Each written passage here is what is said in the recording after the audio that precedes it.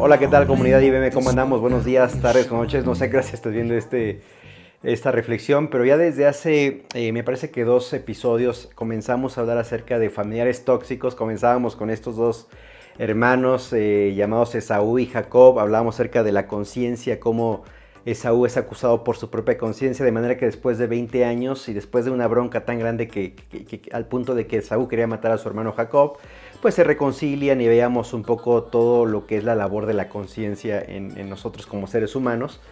Después, el episodio pasado veíamos acerca de otros 2 hermanos, solamente que ellos los encontramos ahí en el Nuevo Testamento, son precisamente 2 de los discípulos de Jesús. Tenemos allá a Felipe, su hermano Natanael. Felipe se encuentra con Jesús, llama a su hermano Natanael y Natanael duda de que de Nazaret pueda salir algo bueno. Y bueno, ahí vimos esa reflexión que nos llevaba a pensar un poquito la importancia de, si bien uno puede ser humilde, pero no necesariamente va asociado con la ignorancia. Y veíamos también un poco acerca de la importancia de estar escudriñando pues la palabra de Dios. Vemos en Natanael, como en otros personajes ahí bíblicos, vemos que hay un conocimiento bíblico. Me viene a la mente, por ejemplo, Saulo de Tarso, o también llamado el apóstol San Pablo, siendo un fariseo de fariseos. Es un hombre que tiene conocimiento bíblico impresionante. Sin embargo, no ha tenido un encuentro con Jesús, como le pasó a Natanael. Tiene conocimiento bíblico, sabe de escatología bíblica. Yo decía que la escatología es la rama de la teología que estudia los eventos futuros, así que cuando vas al Antiguo Testamento, sin lugar a duda ves profecías que anuncian la venida del Mesías. Me viene a la mente, por ejemplo, Miqueas capítulo 5:2, que unos 400, 500 años antes de que Cristo viniera y naciera en Belén, Miqueas 5:2 ya lo registra diciendo que de Belén, Efrata, va a salir el que será libertador. Y pasajes como esos, pasajes escatológicos, nos revelan acerca de la venida del hombre, del Mesías.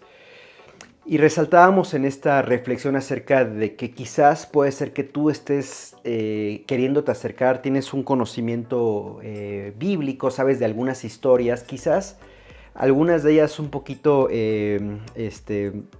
dispersas, por ahí a lo mejor te viene a la mente o no te es desconocido escuchar acerca de David y Goliat, de Sansón y Dalila, el arca de Noé, acerca de Jonás y otras historias. Sin embargo, yo hacía la reflexión de que conocimiento bíblico no necesariamente significa sabiduría bíblica. Hay muchos pasajes en el Antiguo Testamento, el libro de los Proverbios, por ejemplo, que nos exhorta a buscar la sabiduría.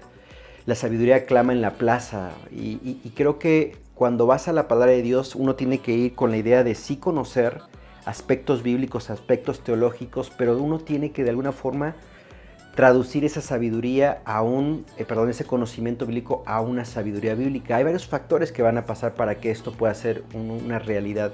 Tiene que haber un encuentro con Jesús.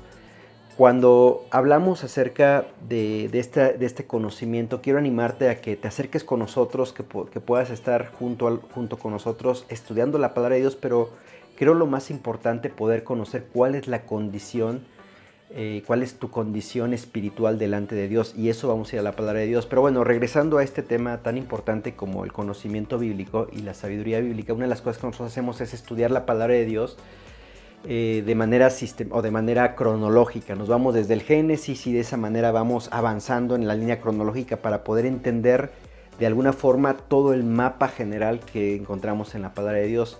Fíjate, una de las cosas que yo anotaba aquí y que había leído, la realidad es que anotaba después de haber leído unos buenos libros y enfocado un poco hacia los padres de adolescentes. Hay un muy buen libro que se llama Edad de Oportunidad, el autor es Paul David Tripp. De ahí sacaba algunos puntos y una de las cosas que me llamó la atención y que aplica no solamente para adolescentes, aplica también para gente que quiere conocer de Dios, es que a veces nosotros nos enfocamos en enseñar o que las personas tengan conocimiento bíblico. Por esa razón tenemos algunos estudios entre semana, obviamente los días domingos, pero lo que debemos de tratar de hacer es llevarlos a una sabiduría bíblica. Dice, necesita ser más que una persona que adquiera conocimiento bíblico. Necesita ser una persona que sea capaz de acercarse a la vida con sabiduría bíblica. Hay varios pasajes que nos hablan acerca de eso, por qué la importancia de llegar a esto. Por ejemplo, me viene a la mente Pedro, en su primera carta precisamente, nos exhorta ahí en el capítulo 2 de su primera carta, versículo 1, nos habla acerca de cuáles son los beneficios de no solamente conocer la palabra, sino aplicarla. Dice ahí el verso 1, desechando pues toda malicia, todo engaño, hipocresía, envidias y todas las detracciones. Y versículo 2 es muy padre porque dice, desead como niños recién nacidos la leche espiritual no adulterada. Eso es obviamente un énfasis o una analogía de la palabra de Dios, la leche espiritual no adulterada. O sea, ve Pedro en esta analogía la palabra de Dios como esa leche espiritual no adulterada, cuyo, diríamos, para un bebé no hay mayor deleite que encontrar esa leche cuando es recién nacido, de la cual pues va a tener los nutrientes para que este bebé pueda crecer. Y de alguna forma siempre se recomienda la leche materna porque, bueno, pues tiene esos anticuerpos que le van a ayudar precisamente para que crezca sano y que quizás cuando vengan pues esos gérmenes que le pudieran ocasionar enfermedad, entonces entra como una reacción esos nutrientes de la leche materna. Bueno, eso es lo que el apóstol Pedro nos dice, desead como niños recién nacidos la leche espiritual no adulterada. Claro, obviamente hoy pues la ciencia ha avanzado, en ocasiones a veces la mamá no puede dar leche materna, así que se le da al bebé pues fórmula, pero jamás va a reemplazar precisamente esa leche materna. Eso es lo que dice precisamente Pedro, desea como niño recién nacido esa leche espiritual no adulterada. ¿Por qué, Pedro? Para que por ella crezcáis para salvación. Y acá podremos entrar en un tema soterológico. La soterología es la rama de la teología que estudia acerca de la salvación, pero no está hablando de una salvación espiritual, de la salvación eterna, está hablando de la salvación del día a día, es decir, todos los seres humanos, todos nosotros también que aún conocemos la palabra de Dios, estamos propensos a fallar, estamos propensos a meter la pata, a veces por algunos arrebatos emocionales, no sé.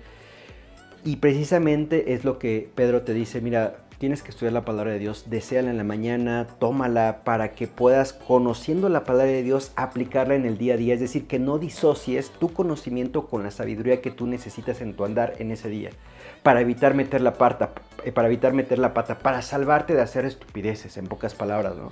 Es un pasaje muy padre y como ese pues hay varios, ¿no? Me recuerda, por ejemplo, Hebreos capítulo 4, en el versículo 12, aquí el autor a los hebreos dice, porque la palabra de Dios es viva y eficaz, y más cortante que espada de dos filos, que penetra hasta partir el alma y el espíritu, las coyunturas y los tuétanos, y discierne los pensamientos y las intenciones del corazón.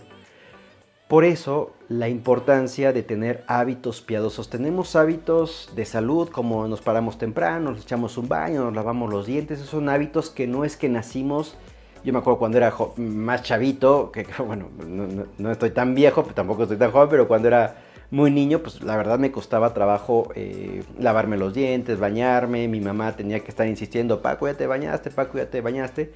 Pero en la medida que vas creciendo, pues esos hábitos se van formando en ti. Así que ya hoy no puedo terminar el día sin haberme echado un baño. O la mañana, para mí, preferentemente echarme un baño y lavarme los dientes. Esos son hábitos que fuimos adquiriendo a lo largo de nuestra vida, de manera tal que ya hoy son un hábito.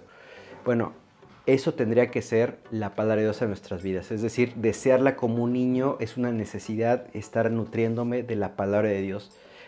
Este autor a los hebreos dice que la palabra de Dios es viva y eficaz y más cortante que espada de dos filos, que penetra. Entonces, cuando yo voy a la palabra de Dios, lo que está haciendo la palabra de Dios está revelando cuáles son las intenciones de mi corazón. Dice por ahí una frase que alguna vez leí, que la Biblia es el único libro que conoce al lector tal cual es.